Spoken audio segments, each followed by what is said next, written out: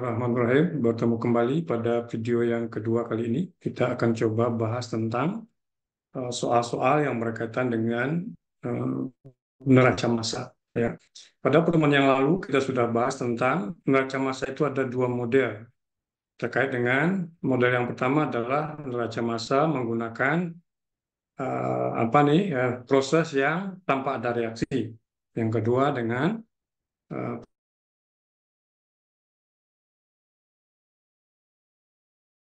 tidak melibatkan reaksi. Contoh soalnya dapat kita lihat di sini seperti diagramnya ya.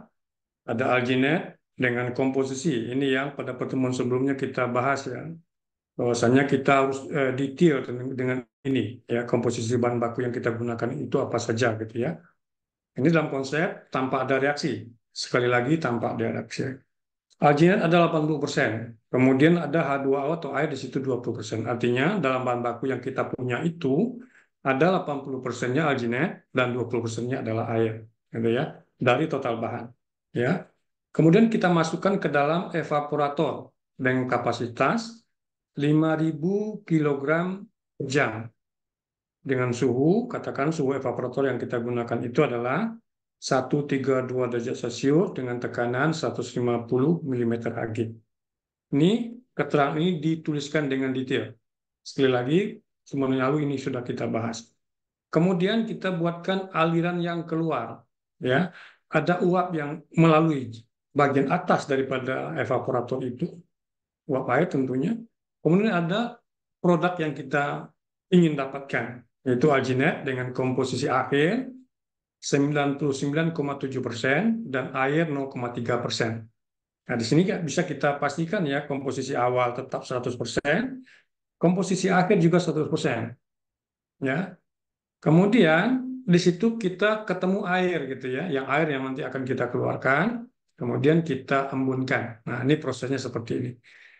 Secara detail, soalnya dapat dilihat di sebelah ini, suatu evaporator dioperasikan dengan kapasitas 5.000 kilogram per jam.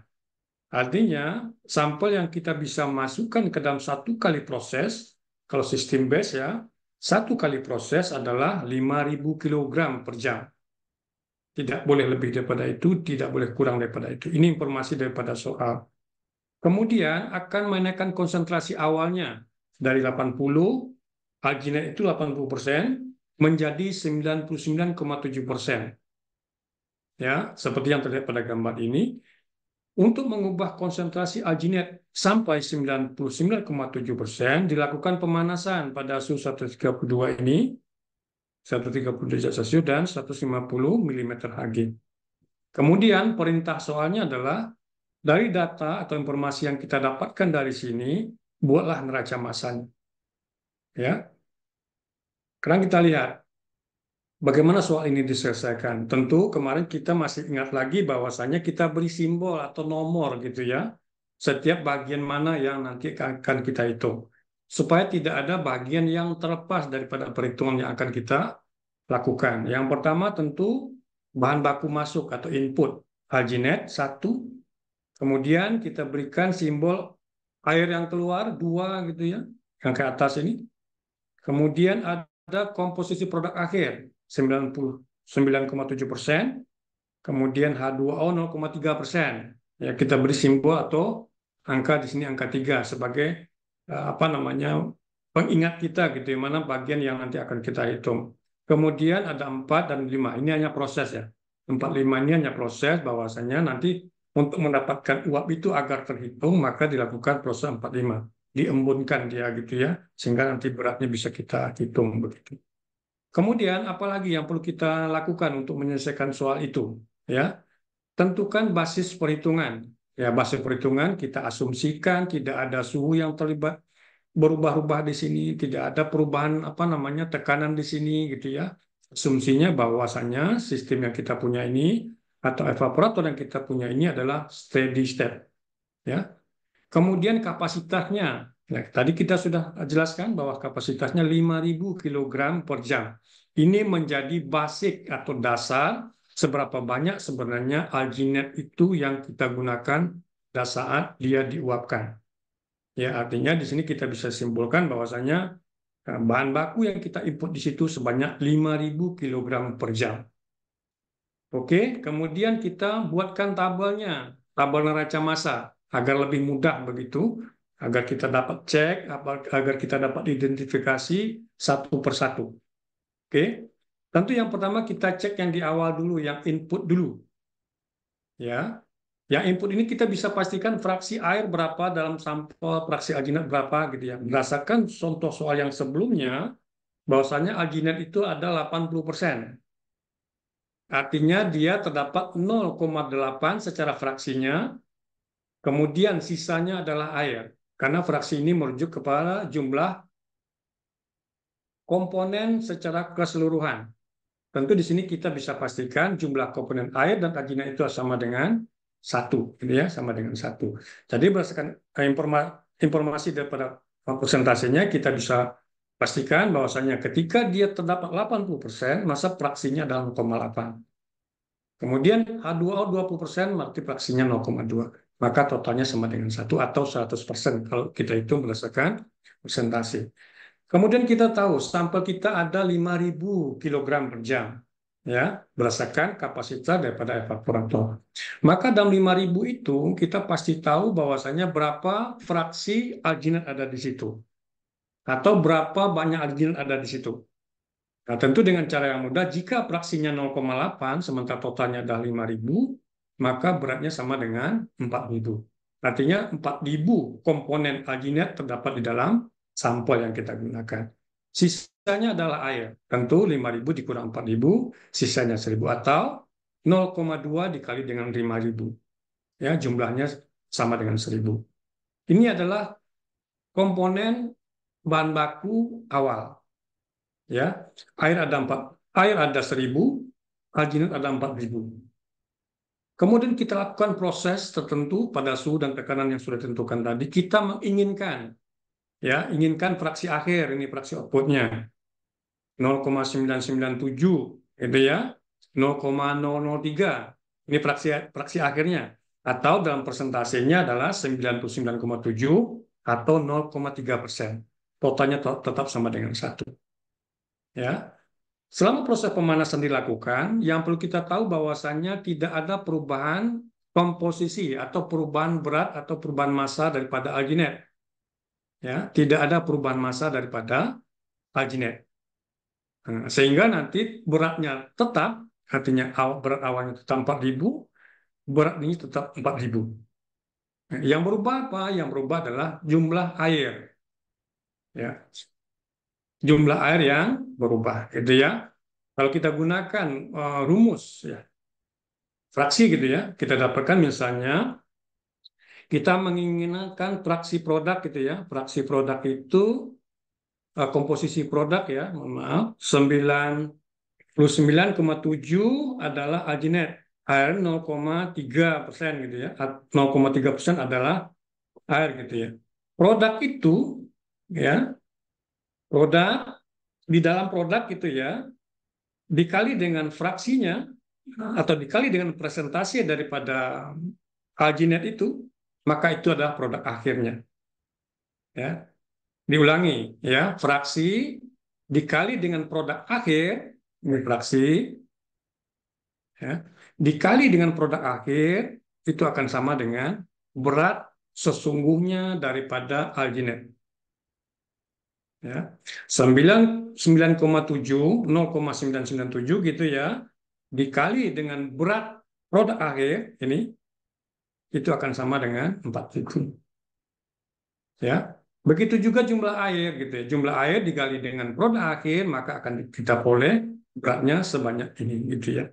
Itu adalah perhitungan yang, nah, bagaimana kita menentukan jumlah berat air terakhirnya yang kita inginkan begitu dalam suatu proses itu dan berat alginat.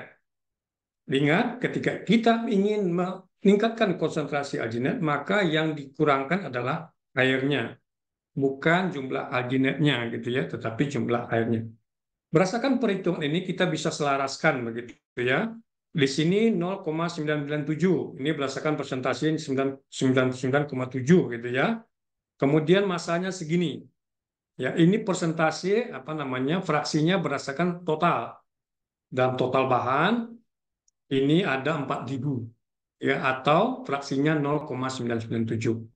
Kemudian dalam produk akhir ada air sebanyak 12,036 gram ya berdasarkan hitungan ini.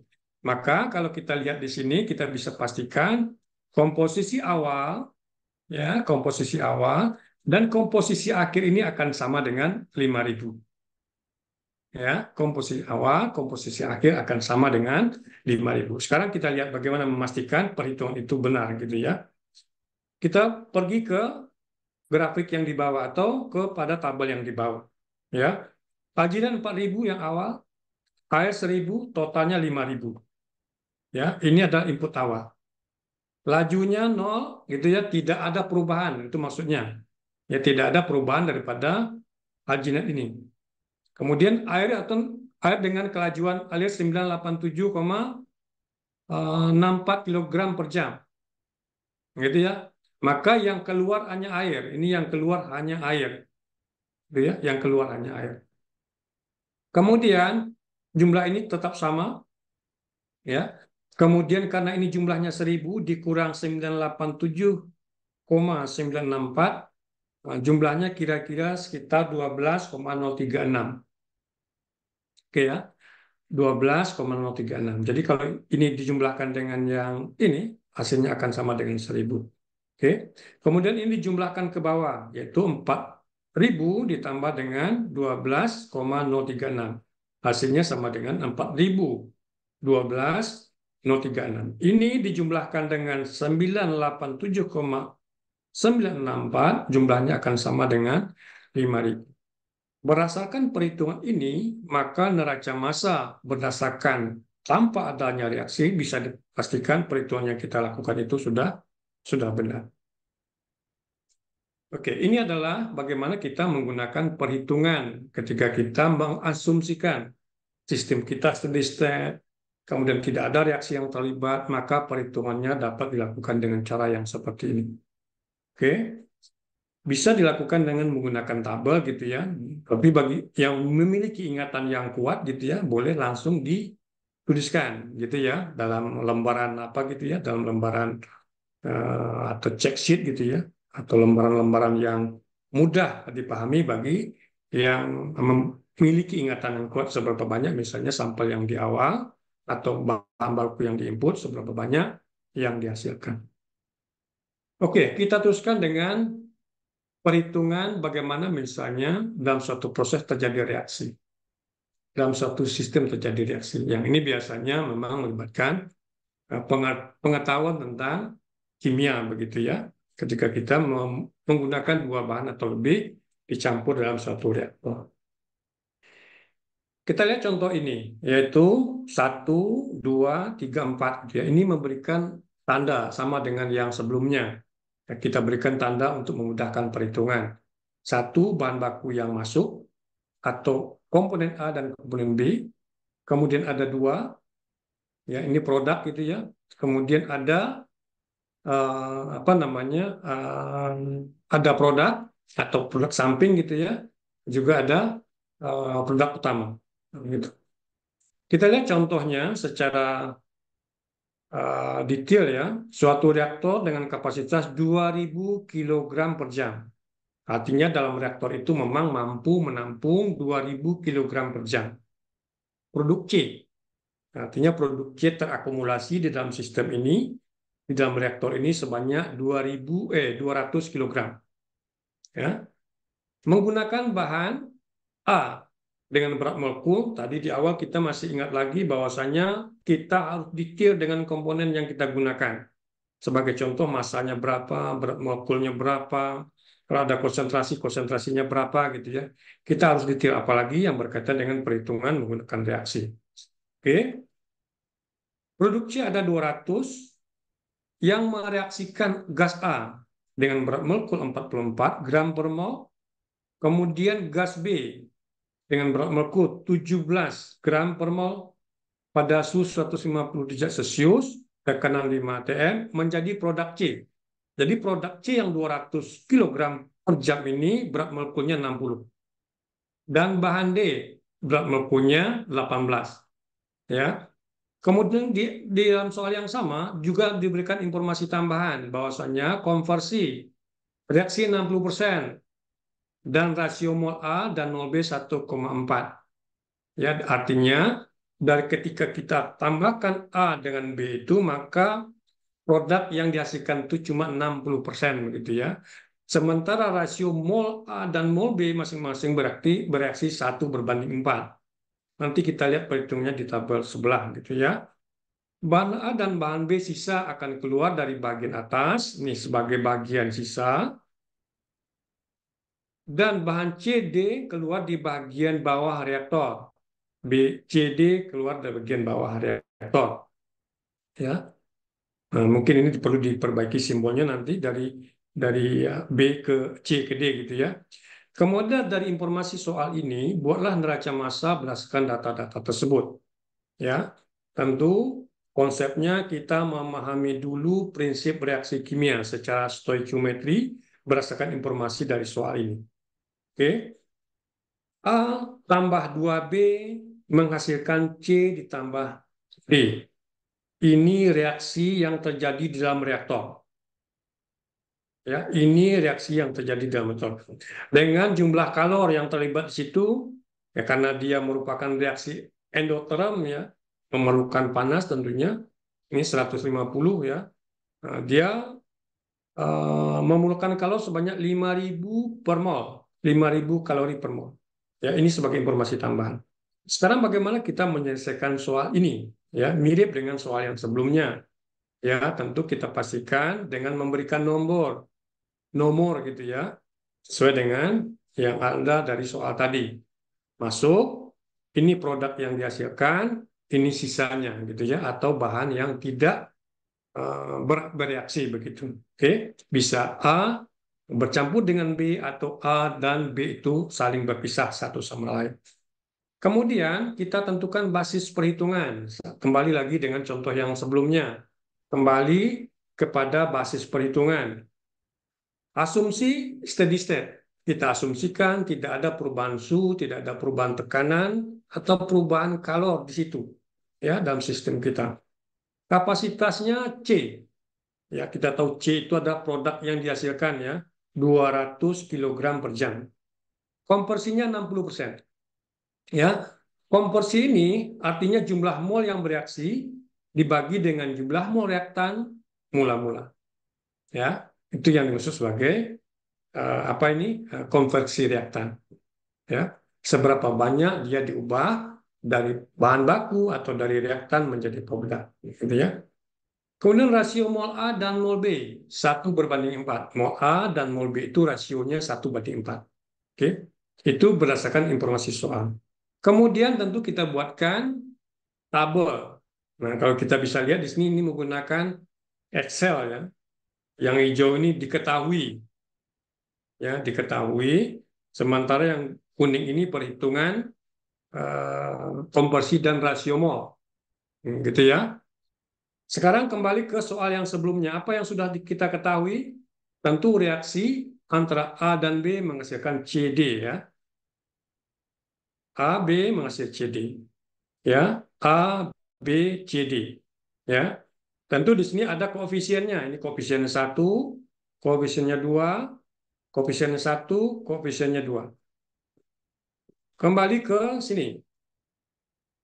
Ya. -1, -2, 1, 1. Maksudnya apa? Ini adalah yang terlibat atau yang menuju ke arah produk. Makanya diberi tanda negatif gitu ya. Ini produk yang terbentuk, yang dihasilkan. Ini adalah koefisien untuk menghasilkan, ya. Makanya diberikan tanda yang negatif, gitu ya, untuk masing-masing reaksi yang sudah kita uh, lihat di awal tadi. Kemudian dari soal yang sama, kita tahu dia punya laju 2000 ya, 200 kilogram per jam. Kalau kita tahu masanya segitu atau beratnya segitu gitu ya, kita bisa hitung molnya. Ya, 200 dibagi dengan, kembali ke sini, 200 dibagi dengan berat molekulnya 60 gram per mol. Ya, kalau 200 dibagi 60, kira-kira molnya sekitar,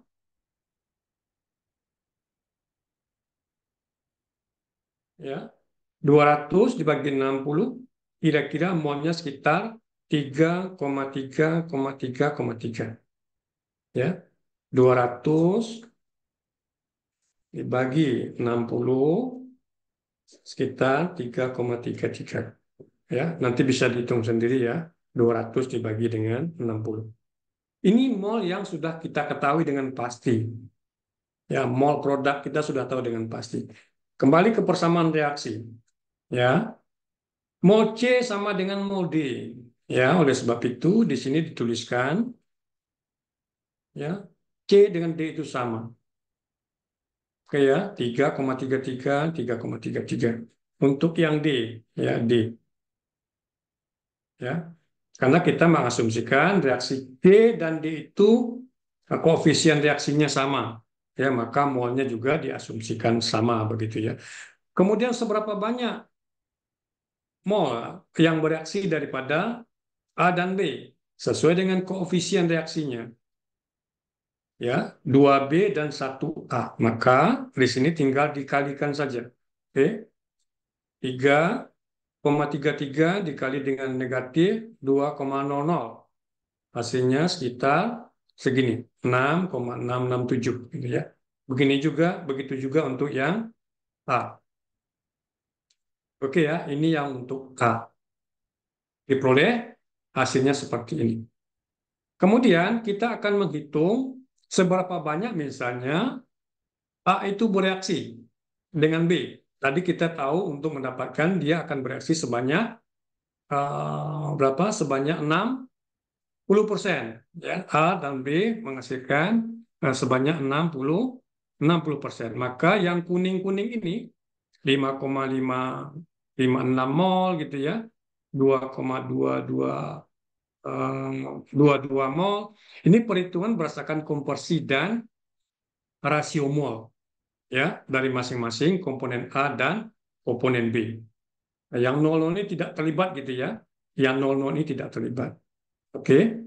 Sekarang kita lihat bagaimana menghitung misalnya 244 ini. Tentu berdasarkan berat molekul dan molnya ya. Laju molnya ini mol. Ini dari perhitungan, tentu ini kita akan dapatkan masanya gitu ya. Ini mol, ini masanya berdasarkan konversi tadi. Ya misalnya 60% daripada A dan B itu hanya menghasilkan produk sebanyak 200 kilogram per jam produk C. Ya. Kemudian kita dapatkan molnya sebanyak 5,556. Ya, 5,556. Untuk produk, untuk input A. Maka masanya 5,556, ya, 5,556 dikali dengan massa berat molekulnya 4 gram per mol. Ya, 4 gram per mol. Maka diperoleh sekitar 244 apa nih 244,44 kilogram per jam gitu ya. Kemudian untuk B yang beraksi tadi komposisi 6 berapa tuh 60% dengan perbandingan 1:4, tentu ini kita bisa lihat ya. Ya. Molnya 2,22. Ini kalau dikali ini satu, ini dikali 4 ya, 5,556 ini rasionya dengan rasio molnya dengan C itu 1:4 ya, maka ini dikali dengan 4. Ya, dikali dengan 4, maka diperoleh sekitar 22,22 apa nih 2,22 eh, kilogram mol ya. Nih. Ini bukan kilogram ya, tapi kilomol. Sorry, ini kilomol, ini kilomol. Ya, nanti diperbaiki. Ini kilomol, ini baru kilogram. Oke. Dari kilomol ini kita bisa dapatkan kilogramnya berdasarkan dia punya berat molekul daripada B. Ya, berat molekul B adalah 17 gitu ya, 17, maka 17 dikali dengan 2222 gitu ya, 22,22 molnya, maka diperoleh beratnya sekitar 377,78. Ya. Inilah produk A yang apa namanya yang bereaksi ya. 244, 377 produk B yang bahan baku A 244,44, kemudian senyawa B komponen B 377,78. Ini adalah input. Oke. Kemudian yang output, ya kita lihat yang output di sini, ya berdasarkan reaksinya kita tahu bahwasanya tadi kita sudah dapatkan masanya 200, ini sudah jelas ya, ini sudah pasti 200 gitu ya daripada massa produk C yang kita hasilkan. Yang perlu kita cari adalah produk D gitu ya, produk D ya. Kita lihat di sini yang tidak yang tidak bereaksi ya, yang tidak bereaksi untuk A 97,77 ya. Tentu ini adalah yang bereaksi ya. Ini yang tidak bereaksi. Ini yang bereaksi, sorry. Ini yang bereaksi, ini totalnya. Tentu untuk mendapatkan ini adalah ini dikurang yang bereaksi ini. Yang mol yang awal dikurang dengan mol yang bereaksi. Maka diperoleh mol ini. Ya, ini mol yang bereaksi. Mol yang tidak bereaksi, sorry. Mol yang tidak bereaksi. Maka kita akan peroleh uh, berat daripada A yang tidak bereaksi, yaitu sekitar 97,778. Dapatnya dari mana? 2,22 dikali dengan berat molekulnya. Kembali lagi ke berat molekul yang tadi daripada A, gitu ya. Maka diperoleh di sini sekitar 97,78. Kemudian yang B, ya, yang B ini adalah totalnya yang bereaksinya segini, gitu ya. Yang bereaksinya segini molnya, maka yang tersisa sekitar 15,556 mol. Maka 15,556 mol ini dikali dengan berat molekul B yang tidak bereaksi. Ya, dikali dengan berat molekul B yang tidak bereaksi. Sehingga diperolehlah massa yang tersisa daripada A dan B itu sekitar 97,778 untuk A, 264,44 untuk B. Ditotalkan ke bawah, dapatnya sekitar 362,22. Ini yang tidak bereaksi. Ya, massa yang tidak bereaksi dari komponen A dan komponen B.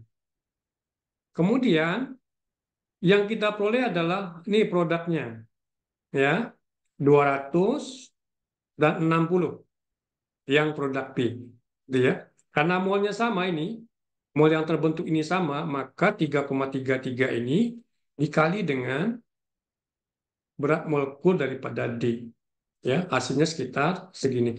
Ya, sekitar 60 gitu ya. Itu untuk produk yang D. Kita totalkan 200 ditambah 60 sekitar 260 kilogram per jam. Ini produk C dan D. Ini produk A dan B yang tidak terbentuk. Jadi A dan B yang tidak bereaksi kita bisa lihat di uh, tabel di bawah ini. Secara sederhananya begitu. Input 1 AB ya, AB ini lajunya total ini ya, AB, A dan B 244 ini dia. 244 A dan B. Kemudian ini yang apa yang bereaksi gitu ya. Ini yang 377,78 begitu. Oke, 377,78. Ini untuk B ya. Ini untuk A, ini untuk B. Kemudian ini untuk C. Untuk C ini untuk A dan B di awal gitu ya. A dan B di awal, di input gitu ya. Hanya A dan B, 244, 377 yang di awal, A dan B saja ini. Kemudian di akhir ada A dan B yang tidak bereaksi, ada produk yang terbentuk. Ada A, B yang tidak bereaksi, ini yang sebelah nomor 3 ini, dan 4 ini adalah produk yang terbentuk dari C dan D. Jadi kalau kita hitung secara total 244,44 ditambah 377,778, kemudian 362,22 ditambah 260,00, ini dijumlahkan kiri ya. Kalau kita buatkan di sini, ini akan jumlahnya akan sama dengan 377,778 ditambah 244,44 sekitar, bentar, 377,778 ditambah 244,44 akan sama dengan 622,218. Itu yang sebelah input, komponen A dan komponen B. Ya, ini A, ya, yang sebelah 1, 2 ini. Satu adalah A, 2 adalah B. Sementara 3 adalah yang tidak bereaksi, dan 4 adalah komponen C dan D. Sekarang kalau kita hitung A dan B, jumlah A dan B yang tidak bereaksi adalah 362,222 ditambah dengan produk C dan D. Ya, C dan D tadi ini 200 tambah 60 tadi, maka 260. Oke. Ditambah 260,000. Hasilnya sama dengan yang tadi, ya. Kiri dan kanan hasilnya akan lebih kurang sama, yaitu 620, sekitar 622 begitu ya, 22 berdasarkan berat atau berdasarkan masanya.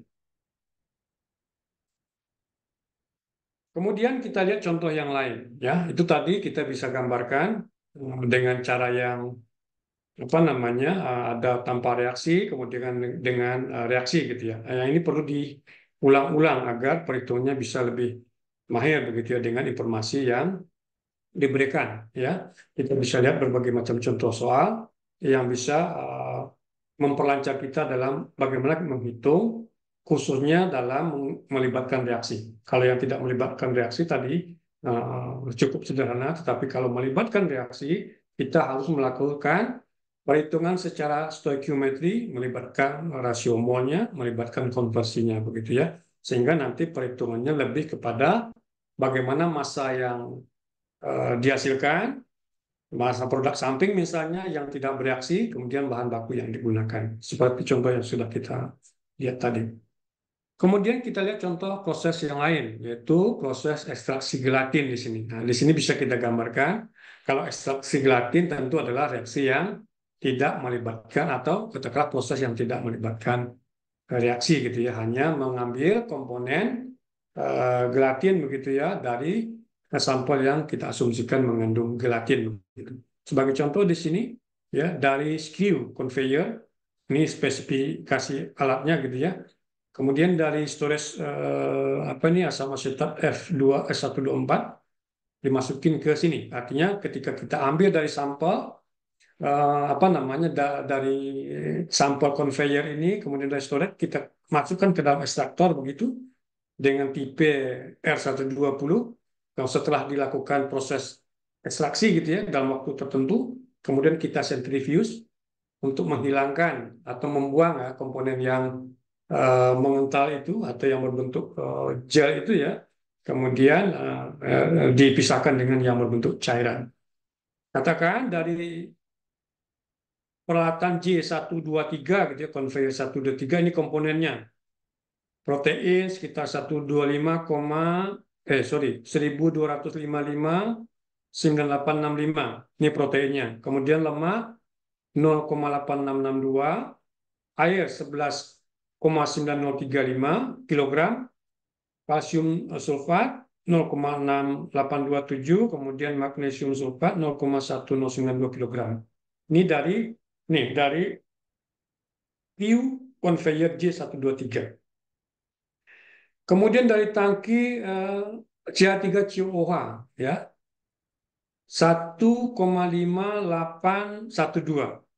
Ada asam setat sekitar 1,5812 kilogram. Dicampur ke sini, dimasukkan gitu ya ke dalam ekstraktor dalam waktu tertentu gitu ya. Kemudian ada dari water process, ada penambahan air dari atasnya gini.